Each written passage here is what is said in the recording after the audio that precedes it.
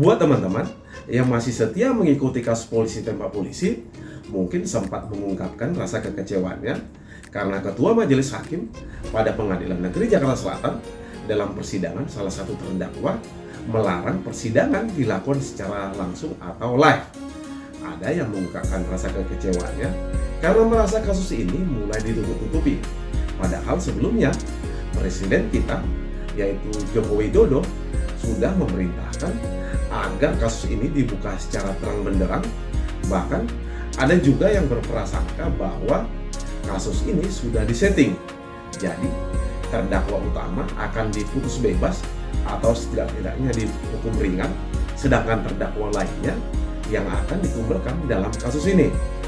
Pertanyaannya, apa sih sebenarnya yang menjadi landasan atau dasar bagi majelis hakim sehingga ada larangan untuk menyiarkan secara langsung atas pemeriksaan saksi dalam kasus ini dari pihak pengadilan?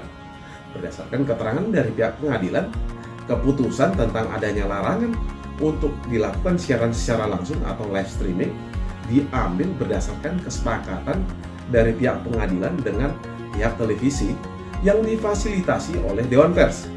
Karena dalam prakteknya, untuk kasus-kasus yang menarik perhatian publik, persidangan biasanya dilakukan secara live streaming, termasuk untuk agenda keterangan saksi-saksi.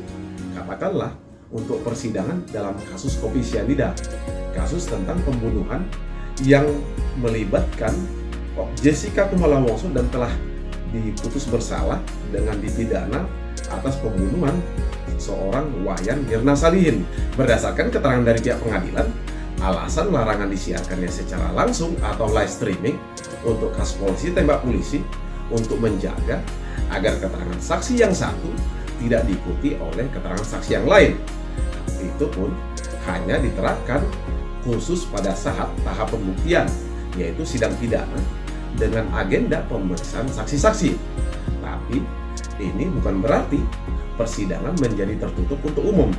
Untuk agenda persidangan selain keterangan saksi, yaitu dakwaan, eksepsi, tanggapan terhadap eksepsi, putusan sela, termasuk pemeriksaan terdakwa, tuntutan dari jaksa penuntut umum, pembelaan atau pledoi, dan putusan dari majelis hakim tetap bisa dilakukan dengan disiarkan secara langsung atau live streaming. Jadi, pertimbangannya untuk menjaga integritas dari pembuktian. Coba bayangkan bagaimana seandainya kalau sidang pemeriksaan para saksi disiarkan secara langsung. Bagaimana bisa majelis hakim dalam persidangan dapat menemukan fakta persidangan yang sebenarnya? Karena tidak tertutup kemungkinan antara saksi yang satu dengan saksi yang lain bisa bersekongkol untuk menutupi suatu fakta, atau sebaliknya bersekongkol untuk memutarbalikkan atau mengaburkan fakta yang sebenarnya. Jadi pihak media, televisi, atau wartawan, termasuk teman-teman yang ingin memantau langsung jalannya persidangan pemeriksaan saksi, tetap bisa mengikuti jalannya sidang pidana secara langsung dengan hadir di ruang persidangan walaupun pada saat agenda pemeriksaan saksi-saksi. Siapapun diperbolehkan hadir untuk menyaksikan secara langsung di ruang persidangan. Selain itu, berdasarkan pasal 185 Kitab Undang-Undang Hukum Acara Pidana atau KUHP dengan tegas menyatakan bahwa keterangan saksi sebagai alat bukti adalah keterangan yang saksi nyatakan di sidang pengadilan. Saksi harus orang yang mendengar, melihat, dan mengalami secara langsung tentang sebuah tindak pidana yang dia sampaikan dalam sebuah persidangan.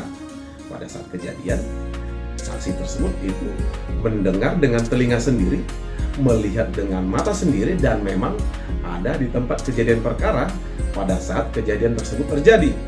Keterangan yang disampaikannya bukan keterangan yang bersumber dari kata saksi yang satu atau dengar-dengar dari saksi yang lain.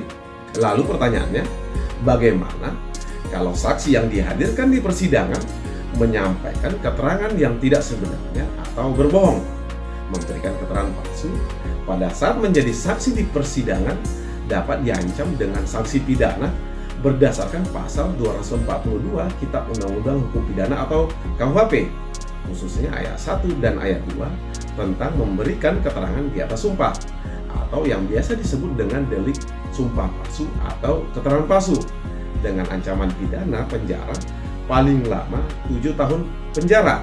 R. Susilo dalam bukunya Kitab Undang-Undang Hukum Pidana atau KUHP serta komentar-komentarnya lengkap pasal demi pasal dalam halaman 183 menjelaskan bahwa supaya dapat dihukum terhadap orang yang memberikan keterangan atau sumpah palsu harus dipenuhi pertama, adanya keterangan tersebut itu dilakukan di atas sumpah. Lalu yang kedua, keterangan itu harus diwajibkan menurut undang-undang atau menurut peraturan yang menentukan akibat hukum pada keterangan itu. Dan yang ketiga, keterangan itu harus palsu atau tidak benar dan kepalsuan tersebut itu diketahui oleh pemberi keterangan yang dihadirkan dalam persidangan tersebut.